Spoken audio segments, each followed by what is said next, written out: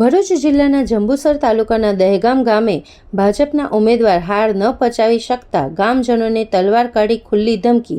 હાલમાં યોજાયેલ સ્થાનિક સ્વરાજની ચૂંટણીમાં જંબુસર તાલુકા પંચાયતની કાવી 2 બેઠક ઉપર ભાજપના ઉમેદવારની કાળમી હાર થઈ હતી અને આ બેઠક ઉપર આમ આદમી પાર્ટીના ઉમેદવાર સોહેલની જીત થતાં ભાજપના શકીલ મલેકે ખુલ્લી તલવાર કાઢી વિડીયો વાયરલ કર્યો અને દહેગામ ગામજનોને ખુલ્લી ધમકી આપી અને ગામનું પાણી બંધ કરાવ્યું। આ વિડીયોના સંદર્ભમાં ભરૂચ જિલ્લા આમ આદમી પાર્ટીના પિયુષ પટેલે જિલ્લા પોલીસ વડાને આ અંગેની તપાસ કરી અને કડક કાર્યવાહી કરવા જણાવ્યું હતું। આજે ભારતીય જનતા પાર્ટીના રાજની અંદર લોકશાહી જ્યારે ખતમ થવા જઈ રહી હોય એવું દેખાઈ રહ્યું છે। ભરૂચ જિલ્લાના જે જંબુસર તાલુકામાં આવેલ કાવી 2 બેઠક જે છે, આ કાવી તાલુકા પંચાયતની બેઠક ઉપર આમ આદમી પાર્ટીના ઉમેદવાર એવા સોહેલભાઈ મલેક જ્યારે વિજેતા થયા છે, સામે ભારતીય જનતા પાર્ટીના જે હરીફ ઉમેદવાર હતા તેઓ હારી ગયા છે આ ઇલેક્શન।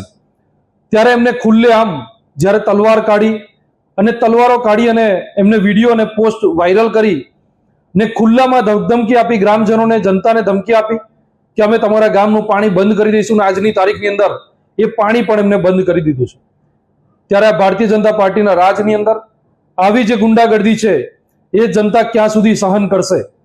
ભારતીય જનતા પાર્ટીના રાજની અંદર બળાત્કાર, લૂંટ, જ્યારે આવી બંદૂકો ખુલ્લેઆમ લઈને ફરવી, તલવારો ખુલ્લેઆમ લઈને ફરવી, આ કેટલું યોગ્ય છે?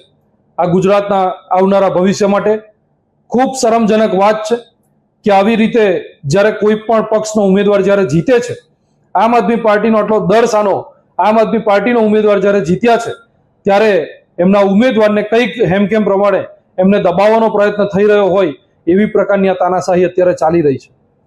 ત્યારે અમે આશા રાખીએ છીએ કે ભરૂચ જિલ્લા એસપી સાહેબ આની ઉપર કડકમાં કડક કાર્યવાહી કરે।